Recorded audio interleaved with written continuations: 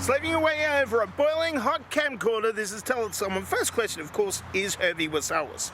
Is cauliflower traditional? Well, of course, yeah, I had to research this online, and when I looked for traditional cauliflower recipes, yes, it's traditional, but only if you use certain American brands of flour and cheese.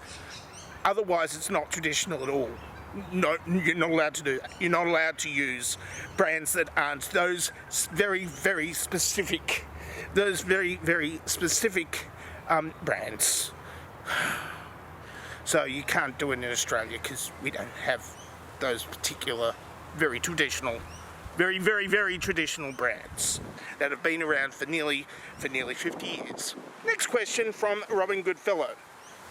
How do magnets work? Well, of course, I'm not going to be. I won't be accused of lying by juggalos, so I'm not going to say. I'm not a scientist, so I could just say miracles and stuff, but no, because I don't want to get on the wrong side of juggalos because they're nice people. Next question is Sean Nolan. Were the holidays always happy? Were the holidays always happy? Autocorrect. It's supposed to be were, and it says we were with an apostrophe. We are, but no. Were the holidays always happy, or did capitalists force us towards happiness? Well, the capitalists force us into traditional forms of happiness, which means buying their stuff. And if buying stuff or getting stuff bought for you makes you happy, then capitalism works. Capitalism works.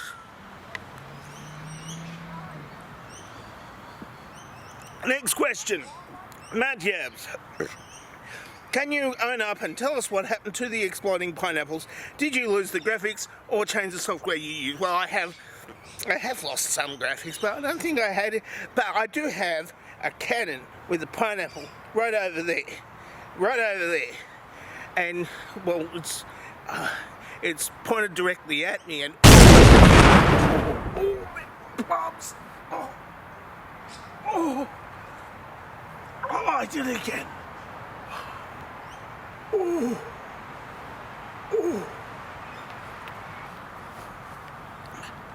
Yeah, they sometimes end up being problematic. Next question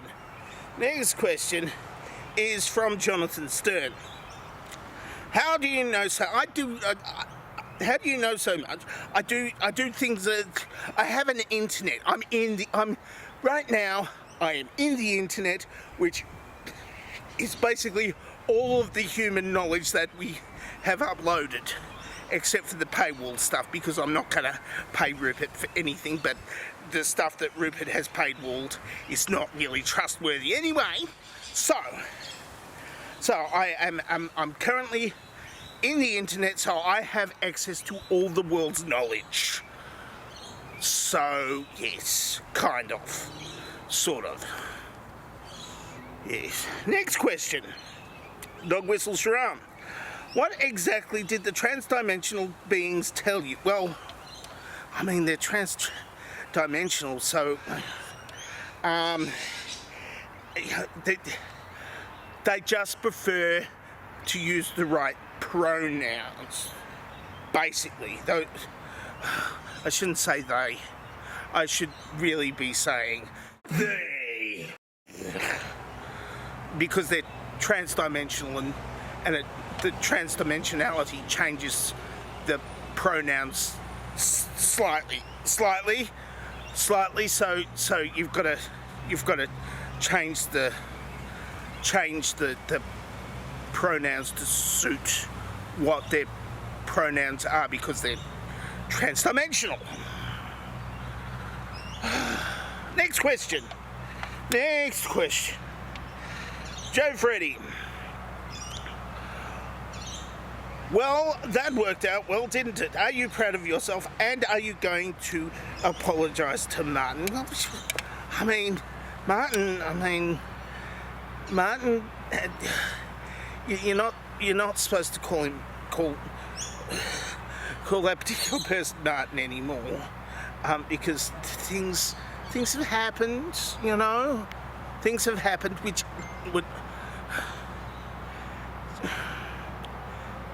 She's called Martha now, and you should accept that she's called Martin.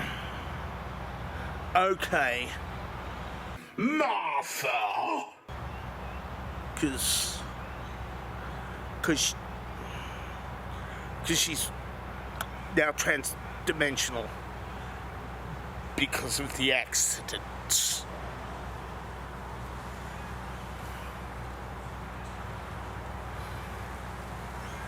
That's it for Tell Someone for this week. If you would like to ask me a question, then asking the questions is simple because there's a question asking place down in the place where the questions get asked. Also, the dovetail question is right over here somewhere. Oh, God. Oh, I got sweat in my eyes. In the question, there's the dovetail question that you can answer to me in order to drive my engagement and stuff. So I'm dangerously talented and I don't have a cool sign-off.